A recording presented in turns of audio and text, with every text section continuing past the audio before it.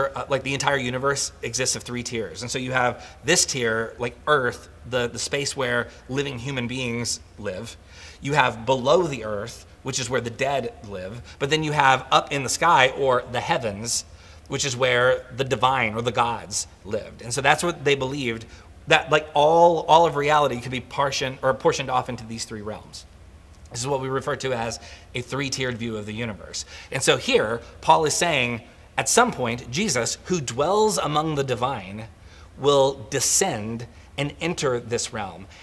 And what's going to happen isn't Jesus is going to like suck us all up into the sky and take us with him back into the sky. The idea is Jesus will arrive in some sort of way. And we, those who follow Jesus, will apantesis with him, and then we will escort him, we will welcome him back to the earth. That's the idea. It's this total reversal of what a lot of us have been told, but that's the language we have here. So, and by the way, that's why Paul assures his readers that Christians who have already died, like he says, they will get priority on this because it's not fair that they be left out just because they happen to have died before all this happens. Okay, so that is the general understanding of how this passage is read. But again, a guy like John Darby 200 years ago reads this, doesn't consider what apantesis is, and he starts telling people like, no, God's gonna just like suck us up into the sky and we'll all be out of here and everybody else can just like fend for themselves forever. So it's sort of a reversal of what we've often been taught. And so the most important thing also, again, is it's not just that the dignitary will be greeted, it's that the dignitary will be welcomed and ushered back into the city with the people who greeted him. By the way, if all of this is like, whoa, this is a lot. Here's what I want to do, because there's so much more ground to cover than what we have time for. There is a book, and it's called Surprised by Hope. It's by a guy named N.T. Wright. N.T. Wright is one of the arguably one of the most widely respected authors, New Testament scholars of the time right now. And this book right here, Surprised by Hope, it is a thorough examination of these passages and basically kind of unwinding, like, okay, when did we, basically going after Darby and kind of saying like, okay, why have we just sort of bought into this, like the whole escapism as Christian faith for so long? Is that really what Jesus wants, just for us to just like sit around and wait for like our exit strategy, or is there something more interesting going on here? In the scenario where two people are together and one of them gets left behind, it's not the person who disappears isn't the person who's following Jesus. The person who disappears is the person who isn't engaged in the story that God is telling, if we're connecting it to the Noah story. So what we find here, when we find this imagery in the Bible, the goal is not, okay, let's just get out of here. The goal is, let us welcome Jesus into this space. It's, again, complete reversal of what I think a lot of us have probably been taught. So when Jesus, by the way, and this echoes, again, in some of Jesus' own teaching. When Jesus teaches his followers how to pray, take a look at Matthew chapter 6. In Matthew 6, beginning in verse 9, if I can find it. Okay, in Matthew 6, beginning in verse 9, he's teaching his followers how to pray. He says, "This then is how you should pray. Our Father in heaven, hallowed be your name. Your kingdom come, your will be done on earth as it is in heaven." Okay, this is interesting, right? Because again, if you possess a three-tiered view of the universe, again, the lowest tier is where the dead reside. Earth is where human beings are basically free to make their own decisions and make it whatever they want it to be. And the heavens, or heaven, as it's described here, is the space where all things are as God already created them to be. And so when Jesus teaches his followers to pray, he does not say, and get us out of here as quick as we can because it's getting dicey. What Jesus prays is, let this space look like you always meant it to look. May we recapture the vision of an earth, of a space that was originally created and God said, this is good. Are you with me? So the whole idea here is not, let's get out of here. The whole idea here is, you're here. And if we are in this story, we're in this story. And the job is not to wait out the clock. The job is to ask, what does it look like for us to participate in a story in which God's kingdom is coming on earth as it already is in heaven? What does it look like for us to make earth look more like it was always meant to be? So, all right. So for Jesus, heaven and earth are the same place. It's not like there's a good place that is somewhere out there and a bad place that is where we are now. Jesus seems to believe that this place can become a holy, good, redemptive, resurrection-oriented space right here in this world. So, so let's go back to like the story of all of this stuff. So not long after John Darby, in 1830, not long after John Darby started preaching about the rapture, there was an American preacher named William Miller who got a hold of this, and he was like, I can double down on this. Not only am I going to jump in with John Darby, I'm going to take it a little bit further. And so William Miller gets his followers together. He's a preacher. He's a Baptist preacher in the mid to late 1830s.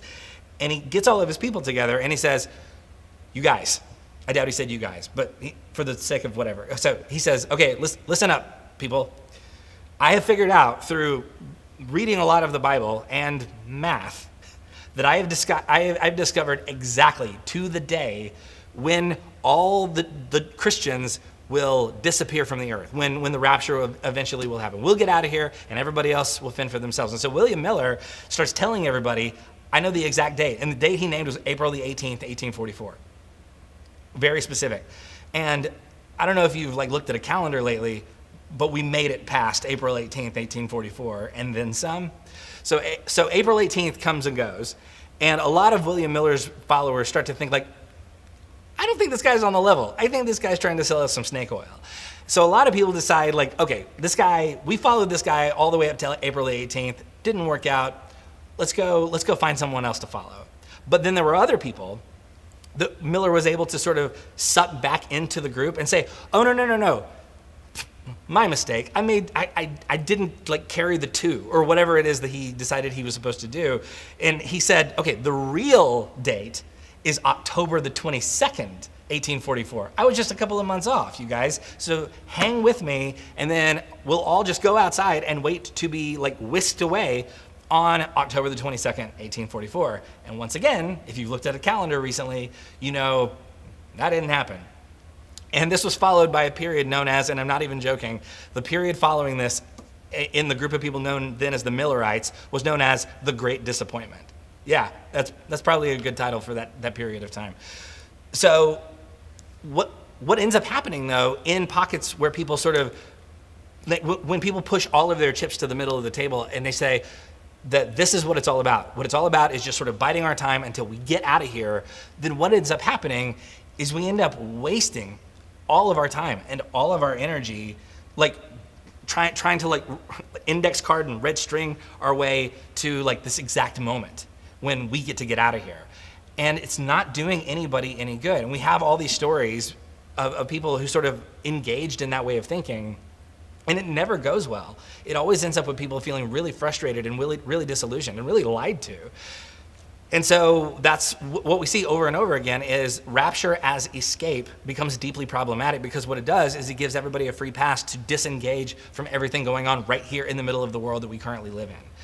And so it is possible to spend our whole lives with our bags packed and waiting to get out of here when the thing we're actually called to do is to be fully engaged with this world right now. Look at the book of Acts chapter 1. In the book of Acts 1, this is soon after the resurrection of Jesus, and Jesus sort of gives his final commands, his instructions to his remaining followers. And then this very weird thing happens where he disappears. So in Acts chapter 1, verse 9, it says, after Jesus said all of this, he was taken up before their very eyes, and a cloud hid him from their sight. So again, you got this three-tiered sort of language, which is basically a way of saying, and then Jesus stepped out of this realm and into a different realm of existence. And the language they would use is he ascended. He went into the sky or something like that. And so then in verse 10, it says they, Jesus' followers, it says they were looking intently up into the sky as he was going, when suddenly 2 men dressed in white stood beside them. Men of Galilee, they said, why do you stand here looking into the sky? The same Jesus who has been taken from you into heaven will come back in the same way you have seen him go into heaven. So this language, I love the first question that gets posed. Jesus ascends. Jesus has given these final instructions to go and make the world more and more of what we always hoped it would be, of what God created it to be. And then Jesus says, okay, now it's your turn. I'm passing the baton to you. And he does that, and everybody just sort of stands there staring at the sky until these two random guys come along and say, why are you looking at the sky?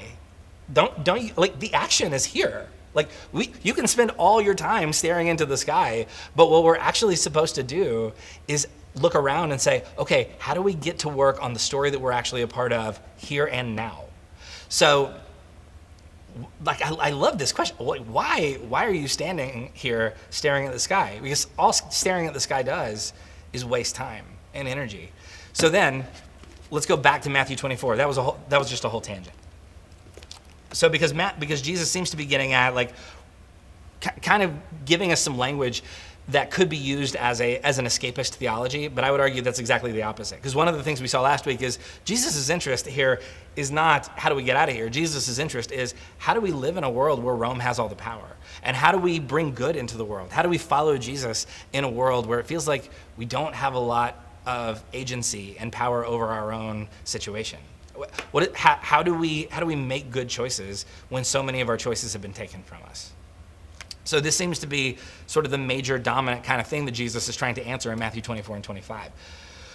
So let's go back to Matthew 24, beginning in verse 45. So in Matthew 24, verse, what did I say? 45, yeah, in verse 45, it says, Jesus says, who then is the faithful and the wise servant, whom the master has put in charge of the servants of his household to give them their food at the proper time?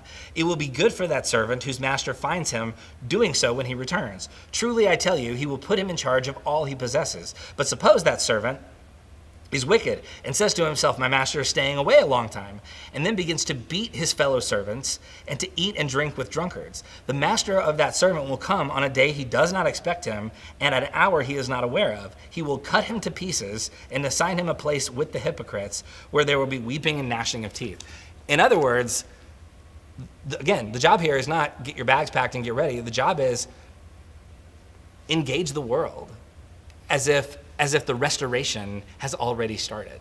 And so and the problem here in the scenario is sometimes when people feel left of their own devices and when we are given certain amounts of choices, we squander them and we waste them and we actually use that power to hurt other people. So that's what we have. So again, in other words, the point of doing the right thing here is not so that you can get out of here and receive some sort of abstract award in some other place in some other time. The point of doing the right thing is you did the right thing. You were participating in a story that God's been trying to tell this whole time. So that gets us through chapter 25. So now all that was the introduction. So now we can actually start.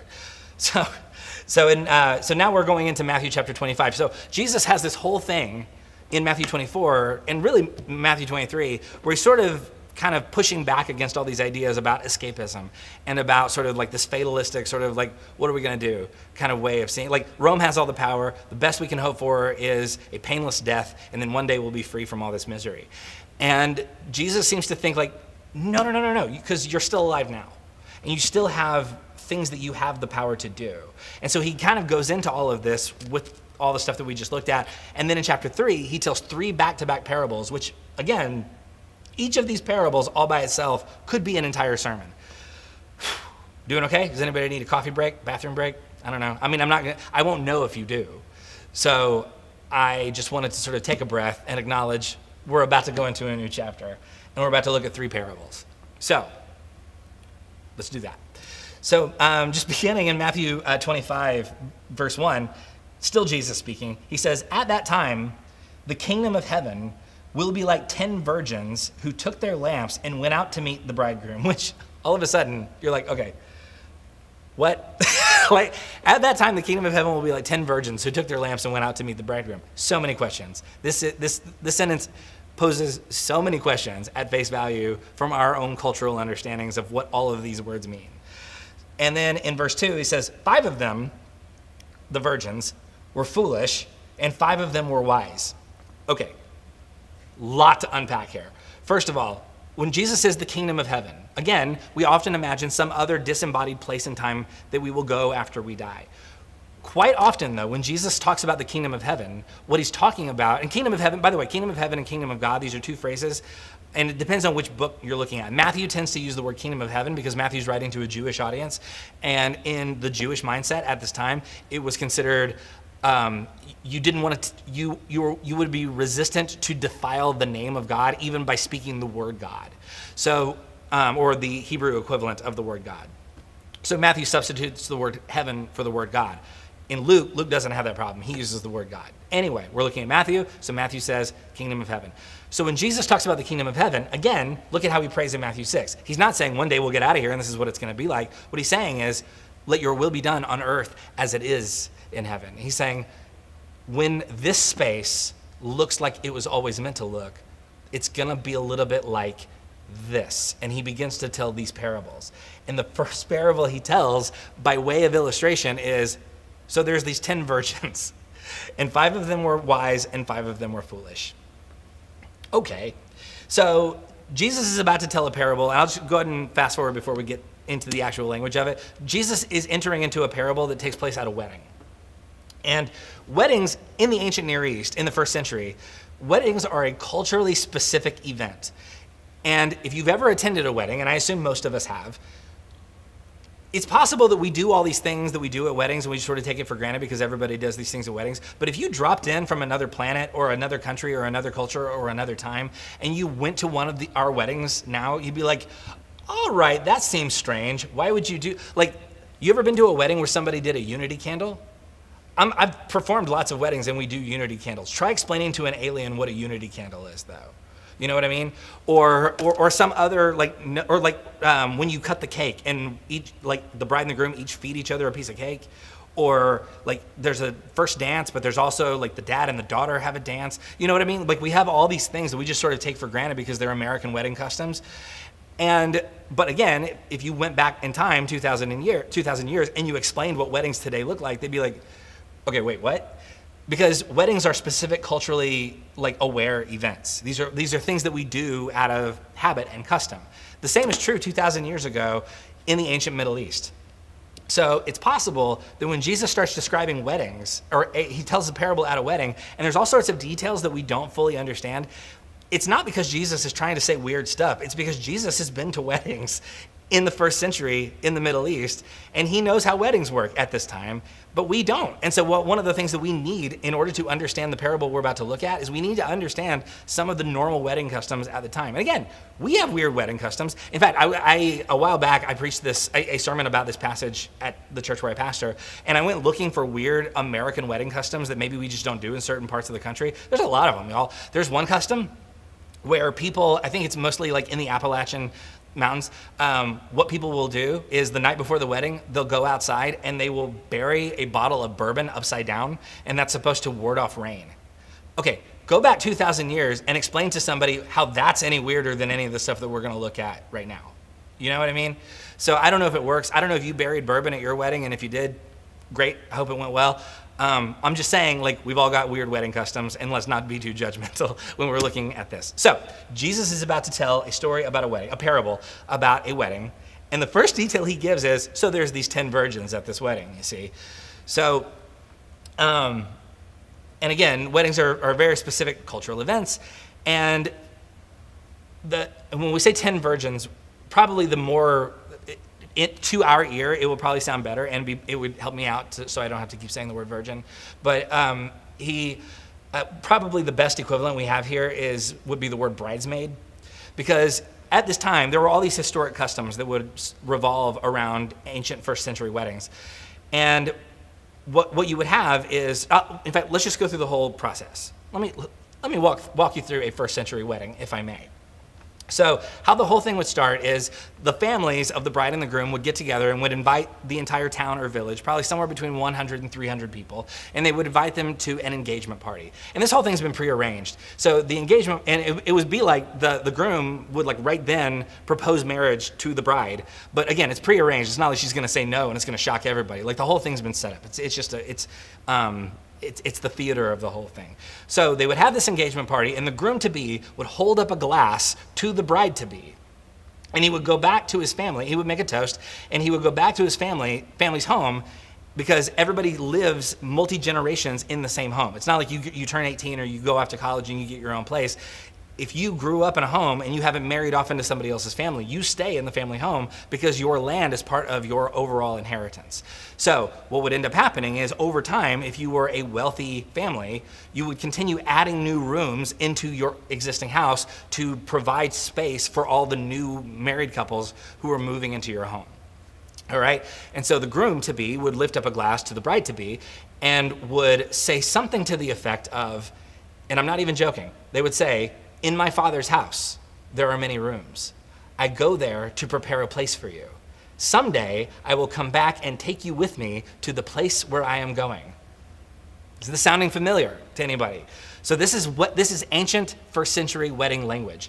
So then after that would happen, the groom would then leave with his family, and he would then go and physically build an addition onto his father's house. And the addition that they would build was called an insula. And the groom traditionally would not return to the wedding until the insula was complete. And this could take a while, obviously. This is like several trips to Home Depot we're talking about here. It has to be a place that's livable for him and his new bride. So he would go off, and the bride would stay, would basically be in a state of waiting for the groom to return to take her back to his father's house, which has many rooms prepared for them.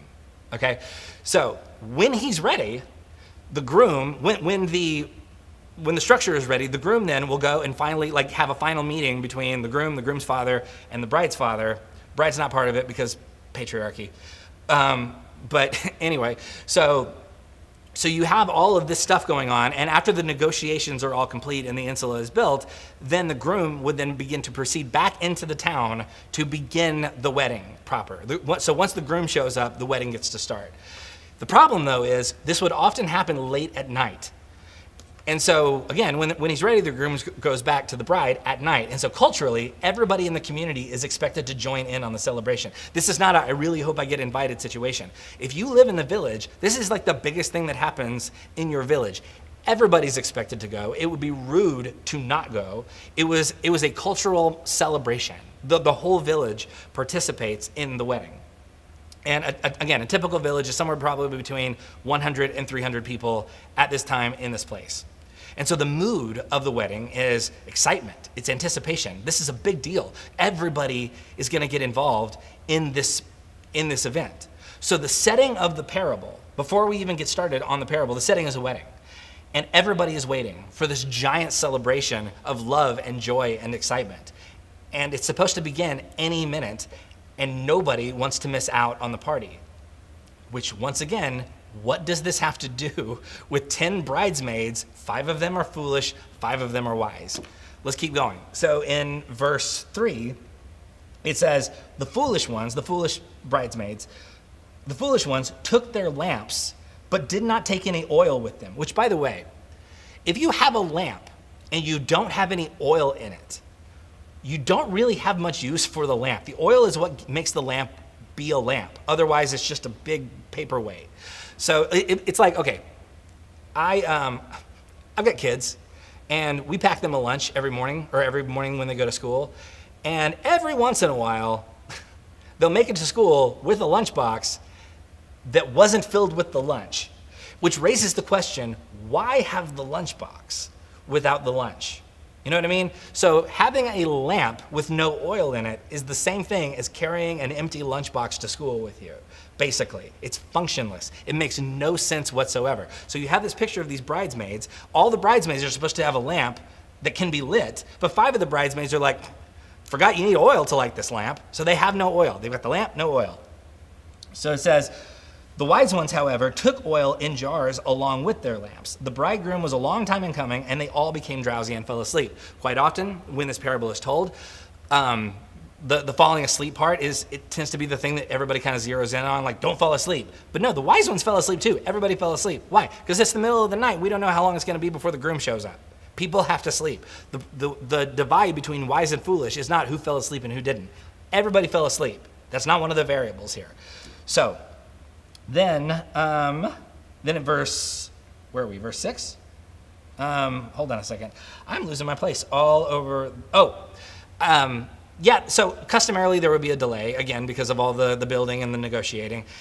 And so, by the way, why does Jesus tell a number of stories in which there is a delay? You notice, like, even before this, he talks about, like, when the master is gone and people in the household, he's talking about, like, there's some sort of person in authority, and that person is somehow absent here. There is some sort of delay. There is some sort of, this person that we're anticipating has not yet arrived. And so Jesus tells this story, actually a couple of different stories in which there is an absence or there's a delay. There's often, throughout several of Jesus' parables, there's often this sub-theme of God's presence and God's perceived absence. And so during the time of Jesus, again, going back to Roman Empire, Herod's in charge of everything. They have no control over there's a general belief that the temple has been defiled. And so during the time of Jesus, people believed that God was supposed to right all of the wrongs and make all things new again. That God would get rid of the Roman Empire, would get rid of Caesar, would get rid of Herod, that the temple would no longer be defiled. And so this anticipation of when will things get better is continuing to hang in the air.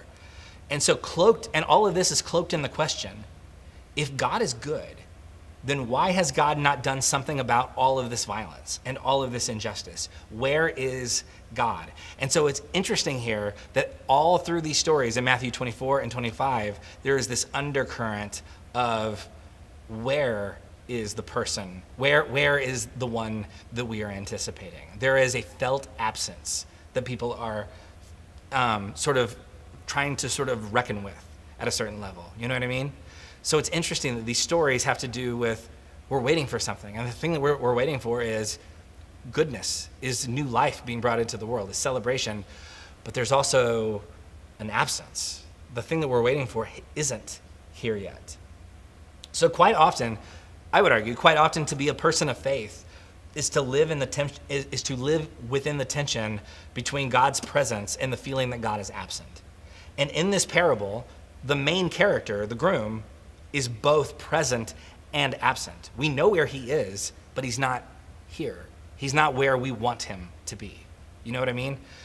And so there's that tension just sort of hovers over, like this anticipation. God is both present and absent in the story. So then, jumping down to verse 6, it says, at midnight, the cry rang out, here's the bridegroom, come out to meet him. So, the thing is about to start. Here's the bridegroom, come out to meet him. Then all of the virgins, all the bridesmaids, woke up and trimmed their lamps.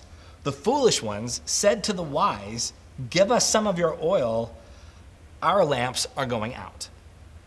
And then if we keep going, verse 10 it says, in verse 9 it says, no, they replied, there may not be enough for both us and you. Instead, go to those who sell oil and buy some for yourselves. But while they were on their way to buy the oil, the bridegroom arrived. The virgins who were ready went in with him to the wedding banquet, and the door was shut.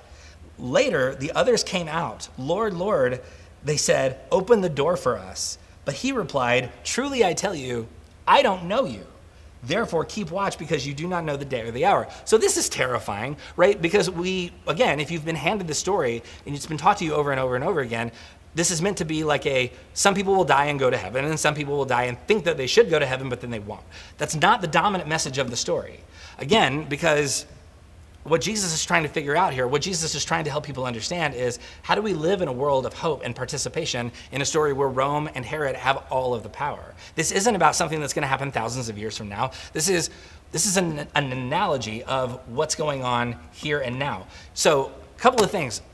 One question is, why are the wise bridegrooms so not generous with the oil? How hard would it be for them to be like, yeah, sure, you can have some oil? Because the thing is, if you're a bridesmaid, in this village, you know your one job is to keep the lamp lit.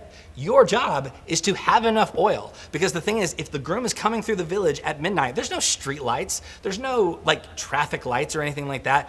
The only way to light the path from the bridegroom's home to the wedding ceremony is when the bridesmaids light their lamps and lead the way. And that's how everybody knows to look out their windows and say, I see the lamps. The bridegroom is headed to the wedding. Everybody get moving. Let's go. The party is about to start.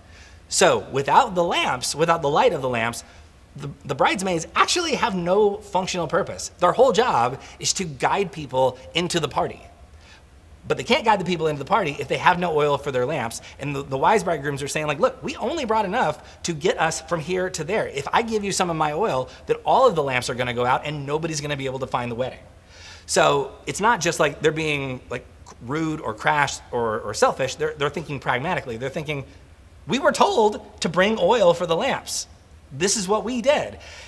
And so there's that. So, and you, by the way, you would never show up late for a wedding. So the idea that they went to buy the oil and then show up and the wedding's already going and they can't go into the wedding, again, it feels very harsh. But again, in this time, the custom is like, look, if you don't have the courtesy to be here for the start of the wedding, that is a major point of embarrassment. And so the oil is a major part of the wedding tradition. And again, it's how the rest of the town knows where to go when the party begins. And a bridesmaid with no oil has no practical function at the wedding. And a bridesmaid who shows up after the wedding is started, or actually like after everybody has made it to the wedding, also has no practical function. It would be like, let's say you're planning your wedding, and you have a maid of honor. And this is a person you love, you care about, you think that they love you and care about you, and you really want them there on the day of your wedding. You want them to be standing next to you when you get married. And the wedding's about to start, and the maid of honor is nowhere to be found. And about 2 minutes before the music starts and you, the bride, walk down the aisle, your maid of honor shows up, but she's not wearing the dress she's supposed to be wearing. She's wearing her workout clothes because she tells you, I am so sorry. I got my days confused. I was at the gym and then my phone alarm went off and I realized like, oh man, I'm supposed to be in a wedding right now and I didn't have time to change. And so here I am in my sweaty gym clothes, ready to be your maid of honor. 2 questions. 1, does she still get to be in the wedding? And 2, do you ever speak to her ever again in your whole life? Probably no to both. Right? We're thinking like, oh, this is so deeply inconsiderate, and this is so beyond rude and terrible that this person would do this to you. So in this ancient world where a wedding was a village-wide celebration, and the job of the bridesmaids is to get the rest of the village into the wedding, and then half of the bridesmaids are like, oh, right, sorry, we forgot the oil. It's unthinkable. How in the world are you going to get people to the wedding if you don't even have any light to guide them there? So we often assume that this is some like big apocalyptic moment into the future, but that's not what Jesus is talking about here. Jesus's interest is almost always primarily about participation in what God is doing here and now. Jesus talks about the kingdom of God. And again, he says, it's like Jesus's prayer is, may God's kingdom come on earth as it is in heaven. And then here, before he tells the parable, he says, the kingdom of heaven is like, you've got these bridesmaids, and some of them show up with oil, and some of them don't. But there's a celebration going on. There is something life-giving that we are invited to participate in. And some people will be prepared to light the way to the party, but some people won't. This is about participation.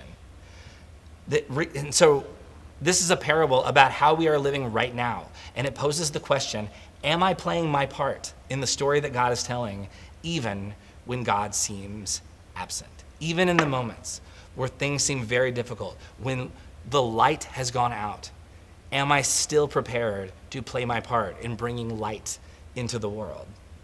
The oil is a story, in the story, the oil represents engagement. It represents participation. It represents we get to bring light into the world. We get to show, we get to lead the way to this beautiful, life-giving resurrection party that is being thrown.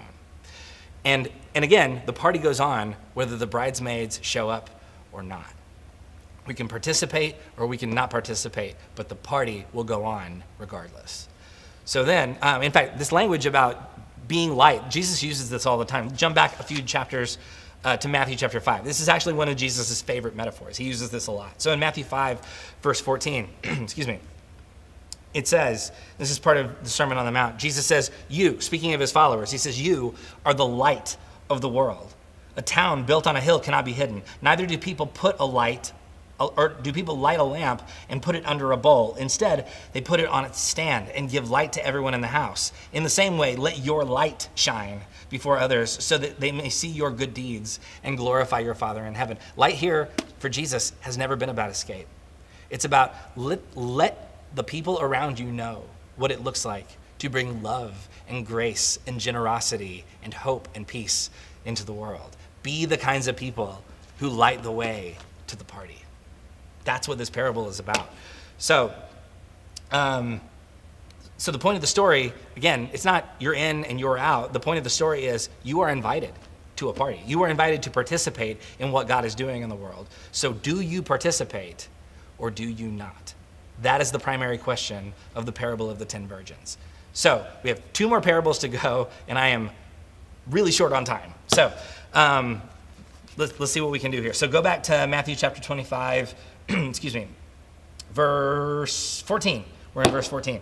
So Matthew 25, verse 14, this is the second parable in this chapter. It says, again, and when Jesus says it, he's referring to the kingdom of God. Kingdom of God on earth as it is in heaven. It will be like a man going on a journey who called his servant and entrusted his wealth to them. To one, he gave 5 bags of gold, to another 2 bags, and to another 1 bag, each according to his ability. Then he went on a journey. The man who had received 5 bags of gold went at once to put his money to work and gain 5 bags more. So also the man with 2 bags of gold gained 2 more. But the man who had received 1 bag went off, dug a hole in the ground, and hid his master's money.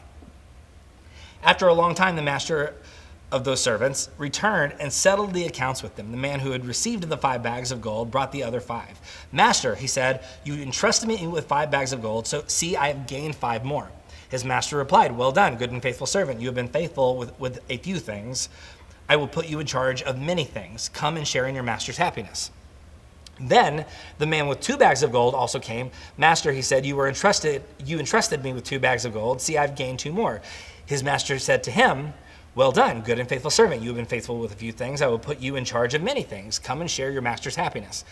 Then the man who had received 1 bag of gold came. Master, he said, I knew you were a hard man, harvesting where you have not sown, gathering where you have not scattered seed. So I was afraid and went out and hid your gold in the ground. See, here's what belonged to you. Then, his master replied, you wicked, lazy servant. So you knew that I harvest where I have not sown and gather where I have not scattered seed. Well, then you should have put money on deposit with the bankers, so that when I returned, you would have received it back with interest. So take the bag of gold for him and give it to the one who has 10 bags. For whoever has will be given more, and they will have an abundance. Whoever does not have, even what they have will be taken from them. And throw that worthless servant outside into the darkness, where there will be weeping and gnashing of teeth. Okay, again, seems super harsh. And it almost seems like everybody's kind of in it for themselves, and it almost kind of lifts that up as a virtue if you just read it at face value. And I wish we had more time. There's so many cultural implications to it here. There's so much stuff going on that if I had another, another 2 or 3 hours, we could maybe get into more thoroughly. But what we see at face value is this is a parable about people who are empowered to do something in the immediate present. It isn't hold on to your bags, and then one day you will be whisked away and you will be rewarded for how you did or didn't use the bags. No, the master returns and says, what did you do with what I gave you? And then he says, let's see if you can handle more. This is a parable about people who are empowered to do something in the immediate present, and they respond in different ways. Also, by the way, another parable that deals with absence and presence. What do we do when we have resources and we sense what we perceive to be the absence of a God who we believe we should feel a stronger amount of presence for or with? So there are lots of socio-political dimensions to this, but we don't have time to get into all of that here. But again, it kind of echoes this, okay, there is both an absence and a presence. So what do people do when the absence is felt? In what ways do we continue to engage the story even when it feels like the darkness is overwhelming and that there is an absence being felt in our midst? So there's that, and then there's one more parable, which again can seem very confusing. So in Matthew 25, verse 31, he says, when the Son of Man comes in his glory and all the angels with him, he will sit on his glorious throne. All the nations will be gathered before him, and he will separate the people one from another as a shepherd separates the sheep from the goats. He will put the sheep on his right and the goats on his left. Then the king will say to those on his right, 'Come, you who are blessed by my Father, take your inheritance, the kingdom prepared for you since the creation of the world. For I was hungry, and you gave me something to eat. I was thirsty, and you gave me something to drink. I was a stranger, and you invited me in. I needed clothes, and you clothed me. I was sick, and you looked after me. I was in prison, and you came to visit me.' Then the righteous will answer him, 'Lord, when did we see you hungry, or feed you, or thirsty and give you something to drink? When did we see you a stranger and invite you in, or needing clothes and clothe you? When did we see you sick or in prison and go to visit you?'" And it's almost like they're saying, like, look, we love that we're getting credit for this. We just don't remember doing it. And so then it says in verse 40, it says, "The king will reply, 'Truly I tell you, whatever you did for the least of one of these brothers and sisters of mine, you did for me.'" When Jesus says the least of these brothers and sisters of mine, of course, what he's saying is people who are not in power, people who do not have the ability to return your favors with more favors, or pay you for your time, or like get you the connections that you feel like you deserve or that you need. Jesus says, when you offer love and grace to people who do not have the power to pay you back, I am there in your midst. Then it says in verse 41, it says, "Then he will say to those on his left, 'Depart from me, you who are cursed, into the eternal fire prepared for the devil and his angels. For I was hungry, and you gave me nothing to eat. I was thirsty, and you gave me nothing to drink. I was a stranger, and you did not invite me in. I needed clothes, and you clothed me. I was sick and in prison, and you did not look after me.' And they will answer, 'Lord, when did we see you hungry or thirsty or a stranger or needing clothes or sick or in prison and did not help you?' He will reply, 'Truly I tell you, whatever you did not do for one of the least of these, you did not do for me.' Then they will go away to eternal punishment, but the righteous to eternal life."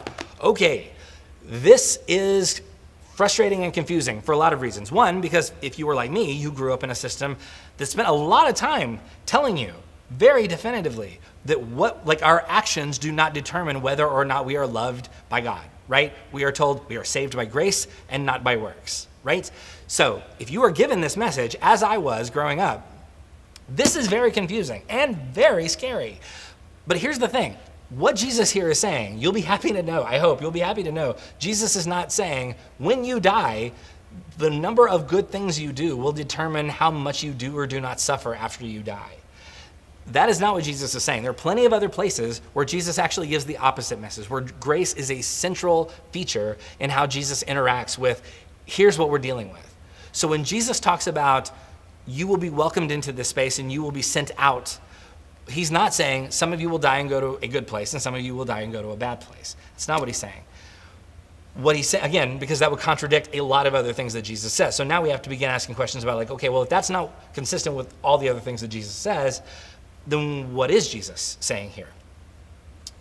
Again, he's not saying this determines like your eternal like destination. What Jesus is saying here is he's saying, when you choose to offer help and generosity and hospitality to the people who need it most, you are bringing heaven into this reality. Let your will be done on earth as it is in heaven. Jesus is saying, when we choose to be people who show love and grace and justice, we are bringing heaven into this space. We are not escaping to another place. We are bringing something beautiful and godly into this realm. And in contrast, he's saying, when you have the opportunity to show grace or to show love, and then you don't, then you're actually bringing some amount of hell into this reality. Jesus isn't talking here in this passage, he's not talking about a hell you go to when you die. Jesus is talking about a hell that we create for ourselves and for the people around us. So, and again, it deals with presence and absence. Jesus says, you did all these things for me. And they say, we don't remember you being there. And Jesus says, oh, it actually turns out I was there the whole time, right? So the moments of perceived absence are the moments when we are invited to assume that God is not absent and that we are invited to participate in something that brings more of heaven into this reality. So the dichotomy between presence and absence, it's do we participate when we feel that God is present? Or do we participate even when God seems absent? Is it possible that God's presence becomes known when we choose to participate? Jesus says, when you fed a stranger, when you welcomed a stranger, when you fed someone who was hungry, when you visited the prisoner? I was actually there the whole time. Is it possible that we become more aware of God's presence when we are participating in what God is doing in the world? When we show up to the party, it turns out God has been there the whole time. So again, notice every parable that deals with this feeling that God is absent also deals with human beings being empowered to do something good, even and almost especially when we feel that God may be absent. When we talk about immigrants and refugees in callous or dehumanizing ways, we are bringing hell into the world. When we deny people basic acts of human decency, like health care or a living wage, we are bringing hell into this world. When we see people being brutalized by the police and then we say nothing, we are bringing hell into the world. When we hear of someone suffering and we tell ourselves that it's okay because they deserved it, we are bringing hell into the world. When we say that we should let the elderly or the infirmed die of COVID-19 in order to save the economy, we are bringing hell into the world. When life becomes less sacred, we are not participating in the story that God is trying to tell. We have forgotten to bring oil to light the way to the party. If we isolate any of these teachings, it's easy to see it all as a prediction about escape or just get us out of here as best we can. But taken all together, if we look at the whole package, if we again take kind of a macro look at the whole thing, it's about how we use the resources that we've been entrusted with to bring heaven into this reality. Jesus is interested in these passages. Jesus is so much more interested in what we do with our time now than in what we think is going to happen some other time down the way. It's about keeping oil in the lamp. It's about how we use it's about how we use the resources that we've been entrusted with. It's about how we open ourselves up to the groups of people that Jesus would describe as the least of these brothers and sisters of mine. Jesus' prayer is never, "Dear God, just get us all out of here." When Jesus prays, he says, "Let your will be done on earth as it already is in heaven. Let this place look more and more like you always dreamed it would be." Maybe in Genesis 1 and Genesis 2, when God creates the whole thing and God says it's good, maybe God means it. And maybe God says it's still good. And it's your job to participate as if you believe that it's still good. Let this place look more and more and more like God always dreamed it would be. And let me play a part in the story. Whether or not the bridesmaids show up with oil, the party goes on. And the question becomes, will we light the way? Will we participate? Will we be the kinds of people who bring heaven into this world? Or will we forget the oil? Will we squander our resources? Will we ignore the marginalized? And then also, but in doing so, bring a little bit of hell into the world with us. May we be the kinds of people who bring heaven crashing into this world. May we participate in the story. May we show up for the wedding. And may we encounter God even in the moments when we feel that God is absent. And may we act as if we're always participating in that kind of story. If you have any questions, we're going to take them in a second. But first, let me pray for us. God, we thank you for this invitation to participate in a story that is so much bigger than ourselves. May we never forget to bring oil for the lamp. May we refuse to bury the resources that we have. May we refuse to squander what we've been given. And may we always remember that when we encounter people who are suffering, you are there in our midst. That whatever we do for the brothers and sisters around us, we are doing for you. That even when you seem absent, you are with us in those moments. And may we encounter the perception of absence as a challenge to participate in the story anyway. May we be the people who remind other people that you have never been absent. In the name of Jesus, we pray. Amen. All right. So that's all I got. I'm out of breath. That was a lot. Do we have any? We got to do what? Oh, people are going to send out some questions? Okay, if you got some questions, there's a TV right in front of me, and somebody's got one. Anyone have questions for Pastor? Let's see. Yeah, just put a Q in front of it, and it's possible that I won't know the answer. It's very possible.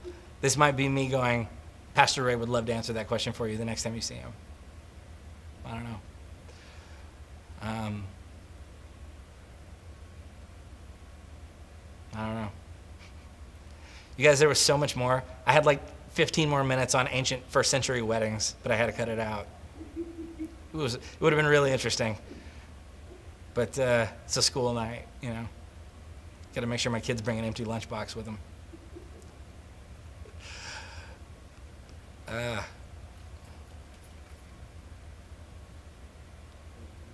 I don't know. How long do we wait?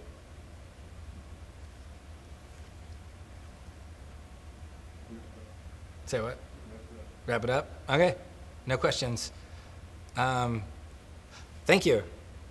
I'll take that. Panola Thompson and KK. Thank y'all so much. Thanks for taking a lot of time to listen to me talk really quickly. It has been such an honor to be with you tonight, and my prayer is that one day, very, very soon, we can all be in a room together and use this space for what it was created for. So, but until then, may you bring heaven crashing into earth, whatever that looks like for you. So, thanks everybody. Grace and peace be with you. My prayer is that one day, very, very soon, all right, let me steal your attention for a couple of seconds because I got to hit you with these announcements. Use the space for what it was created first and for. foremost, I need you to recognize that next week we're not having Wednesday Word. I know you guys love what we had tonight, but Wednesday Word is not happening next week. We're actually going to have our breakout sessions with Man to Man and Grace Women. They always have great time, so make sure that you're getting plugged into that. Also, this Sunday, we are going to be sowing our exponential seed as part of the exponential sermon series that we've been doing this month. We've been talking about various types of stewardship, and now we are going to be great stewards of our finances by giving to God. So there's no specific amount. Just talk to God, ask him what he wants you to give, and you'll sow that this Sunday during the exponential seed. Also, we are going to have a new team popping up called the Call Team. And it's a team you've heard Pastor Ray talk about a few times, where we need to check in on our members. We need to check in on the sick and the shut-in. We need to connect with new members, with guests. And so we're putting this team together, and we are going to have an interest meeting on November 1st at 5 p.m. via Zoom. If you want to get connected with that team, if you're a little interested in what we have going on, go ahead and send the text message Call Team to the number 33777. Call Team, one word, to 33777. And that's how you'll get connected with the Zoom link, and so that we know that you're interested just in case something happens and you can't make the meeting. Finally, also on November 1st, we are going to be dropping the digital download of our fall prayer devotional, Psalms of Thanksgiving. It's been a great project between the teachers of THC, and I promise you, you don't want to miss out on it. So on November 1st, head over to thcconnects.com/devotional and download your copy of the devotional, which is going to be 21 days of amazing devotionals about Thanksgiving and gratitude for Christ. So you don't want to miss out on that. And with that, I think we're done with the announcements. So we'll see you next week.